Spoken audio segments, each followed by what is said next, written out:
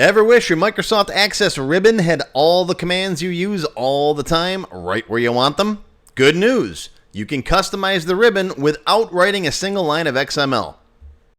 If you right-click anywhere on the ribbon and pick Customize the Ribbon, Access opens up the Customize the Ribbon window.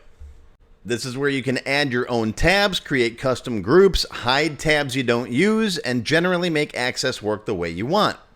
On the left side is the Choose Commands From dropdown. Popular Commands shows the most commonly used commands. Duh. Commands Not on the Ribbon includes commands that Microsoft doesn't put on the ribbon by default, but you can add if you want to. All Commands shows, well, everything, right?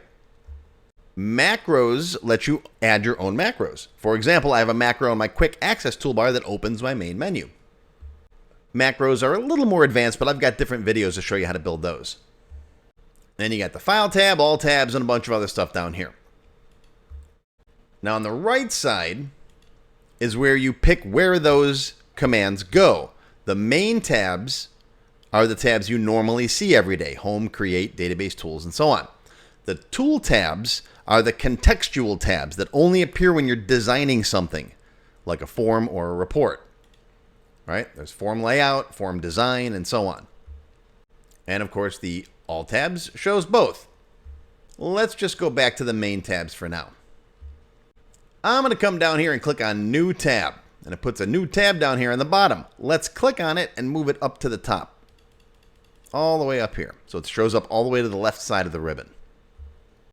Let's give it a name. You can click on that, right click, and go to Rename, or you can click the Rename button down below. Let's call this Rick's tab. Call it whatever you want. Now, every tab can have multiple groups inside of it, or you can just use one group. I pretty much stick to one group. Right click, rename that guy, and look, you can give it a pretty picture too. Let's give it a smiley face, and this will be Rick's group. All right. So let's pick All Commands over here.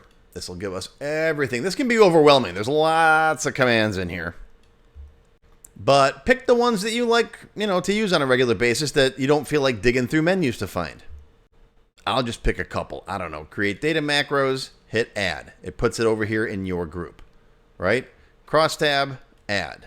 And whatever other commands you want. Insert columns, add, and so on. All right. This is the hard part. It's finding all the commands you want. Indexes, right? Add. And again, you can move these guys up and down with these little buttons here if you want that one up top. This way you can put your most used tools exactly where you want them. All right, when you're done, make sure you hit OK. And now there's Rick's tab. Look at that. And these are all grayed out right now because none of these are available at the moment, right? But if I was, for example, designing a table, all right, now on Rick's tab, well, these are now available. Indexes and create data macros are now available because you can create those things or access those things when you're designing a table. So they're still context sensitive. All right, let's go back into here, right click, customize the ribbon. Now, if there's stuff you don't use at all and you don't want to see it, you can just hide them by turning these checkboxes off. If you never use source control, database tools, external data, hit OK, and those disappear. Don't worry, they're not gone. You don't got to call Jordy to come fix the engine room, right? They're just hidden. Okay, put them back. There they are.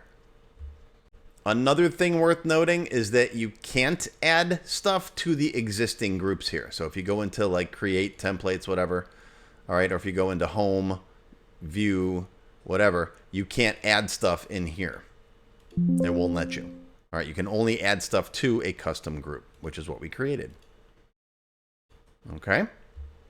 On the bottom, you'll find a reset option in case you mess up and you want to go back to the default Office settings. I'm not going to do that because I don't want to reset my quick launch toolbar. I use that all the time, every day. If you want to learn more about customizing the quick access toolbar or the quick launch toolbar, I sometimes call it, I got a whole separate video that covers that. I'll put a link down below. Down here, you'll find an import and export option. These are great for backing up your customizations. Like if you're going to get a new machine and you want to save your current custom ribbons, you can do that. You can export them and then re-import them again. One important thing to remember is that these changes that you make to the ribbon are personal settings for your machine. They don't travel with your database.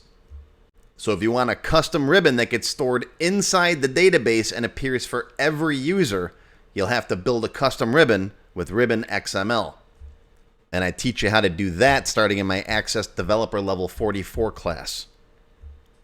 Again, I'll put a link down below. Alright, so now you know how to customize the Access ribbon so your favorite commands are always right where you need them.